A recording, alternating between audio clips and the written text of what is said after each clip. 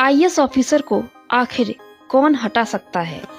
IAS officer Bharat में सबसे शक्तिशाली और स्थायी सरकारी सेवाओं में से एक है। आईएएस अधिकारी का पद संविधान के अनुच्छेद 311 के तहत संरक्षित है और उन्हें बिना उचित कारण और प्रक्रिया के हटाना बहुत ही कठिन है। हालांकि कुछ परिस्थितियों में उन्हें सेवा से हटाया जा सकता है। जैसे कि आईएएस अधिकारी को हटाने का अधिकार किसके पास है? ये अधिकार केवल राष्ट्रपति के पास है। आईएएस अधिकारियों को हटाने का अधिकार भारत के राष्ट्रपति के पास होता है। हालांकि ये निर्णय राष्ट्रपति अकेले नहीं लेते, वह संघ लोक सेवा आयोग यूपीएससी और संबंधित राज्य व केंद्र सरकारों से परामर्श के बाद ही होता है। आईएएस अधिकारी को हटाने के क्या कारण हैं? आईएएस अधिकारी को केवल कई कारणों से हटाया जा सकता है, जैसे अनुशासनहीनता या कदाचार। यदि अधिकारी किसी गंभीर अनुशासनात्मक कार्रवाई के दोषी पाए जाते हैं, जैसे भ्रष्टाचार, सत्ता का दुरुपयोग और कानून का उल्लंघन।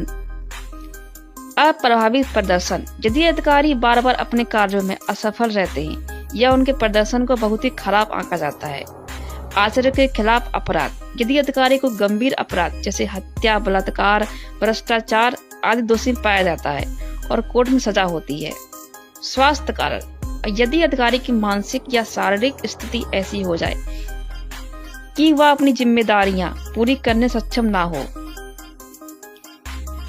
आखिर हटाने की प्रक्रिया क्या है? तो चलिए जानते हैं। आईएएस अधिकारी को हटाने की प्रक्रिया अत्यधिक कठोर और कानूनी प्रक्रियाओं में से एक होती है।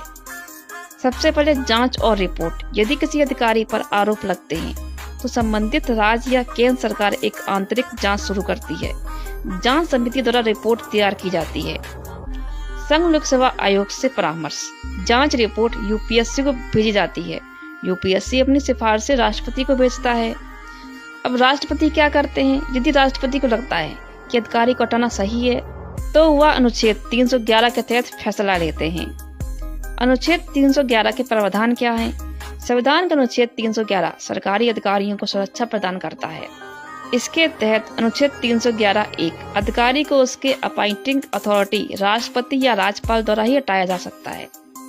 अनुच्छेद 311(2) अधिकारी को हटाने से पहले उसे उचित कारण बताया जाएगा और उसे अपना पक्ष रखने का मौका भी दिया जाएगा। सुप्रीम कोर्ट में अपील, यदि किसी आईएएस ऑफिसर को लगता है कि उन्हें गलत तरीके से हटाया गया है तो वे सुप्रीम कोर्ट में अपील कर सकते हैं। सुप्रीम कोर्ट अधिकारी के पक्ष और हटाने की प्रक्रिया की वैधता की समीक्षा कर सकता है।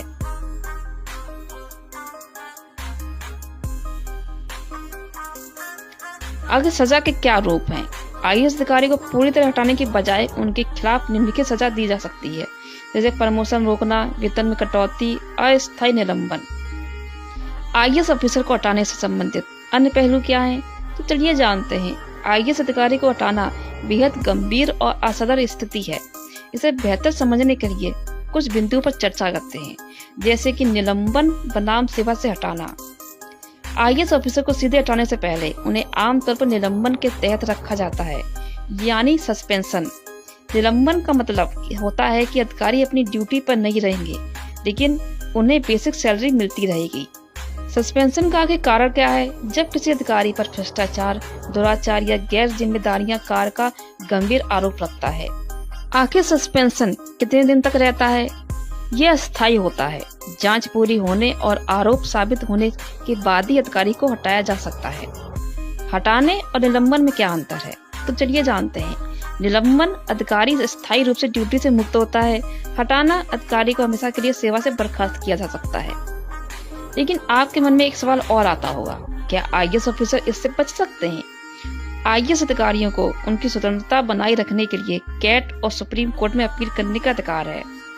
संवैधानिक सुरक्षा का महत्व। आईएएस अधिकारी की सेवा सुरक्षा का मुख्य उद्देश्य यह सुनिश्चित करना है कि अधिकारी स्वतंत्र रूप से और निष्पक्ष होकर काम कर सके। उन पर राजनीतिक या बाहरी दबाव न डाला जाए। आखिर जब आईएएस ऑफिसर नौकरी से हट जाते हैं तो उसके बाद क्या होता है? आईएएस अधिकारी को हटाने के बाद उनकी सभी सेवाओं और सुविधाओं को खत्म कर दिया जाता है।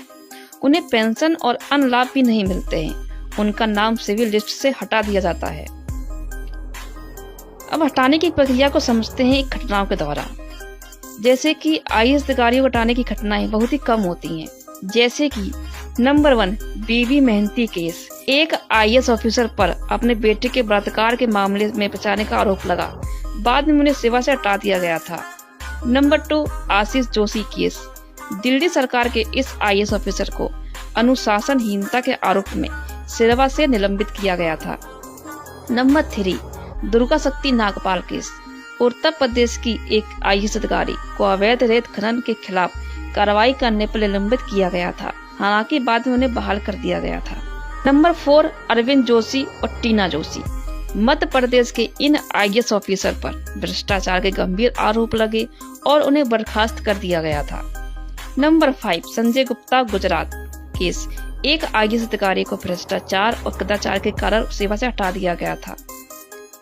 नंबर 6 प्रदीप शर्मा गुजरात। भ्रष्टाचार के आरोपों के चलते इन पर कार्रवाई की गई थी। आपके मन में एक सवाल और आता होगा कि आखिर आईएएस ऑफिसर को बर्खास्त करने में इतनी देरी क्यों होती है। आईएएस ऑफिसर को हटाने में समय लगने के पीछे कई कारण हैं, जैसे कि लंबी जांच प्रक्रिया, अधिकारियों पर लगे आरोपों की विस्तृत जांच में समय लगता है और कई चरणों की मंजूरी राज्य सरकार, केंद्र सरकार और यूपीएससी और राष्ट्रपति की स्वीकृति आवश्यक होती है। कानूनी अपील का अधिकार। अधिकारी को अपनी अपील करने और अपना पक्ष रखने के लिए कई अवसर दिए जाते हैं। इसके अलावा आखिर जब कोई आईएएस ऑफिसर गलत काम करता है तो उनके खिलाफ शिकायत कहां दर्ज कर सकते हैं। कोई भी व्यक्ति या संगठन आईएएस ऑफिसर के खिलाफ शिकायत कर सकता है, लेकिन यह एक उचित प्रक्रिया के तहत ही होती है, जैसे शिकायत प्रक्रिया। शिकायत संबंधित राज्य सरकार, केंद्र सरकार या विभागीय प्रमुख के पास दर्ज की जा सकती है। शिकायत के प्राथमिक जांच होती है। यदि आरोप गंभीर है तो विस्तृत जांच का आदेश दिया जाता है।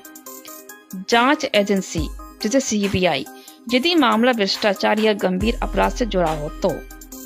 सीवीसी अनुशासन और भ्रष्टाचार के मामलों की जांच। लोकायुक्त राज्य स्तर पर भ्रष्टाचार से जुड़े मामलों की जांच करते हैं।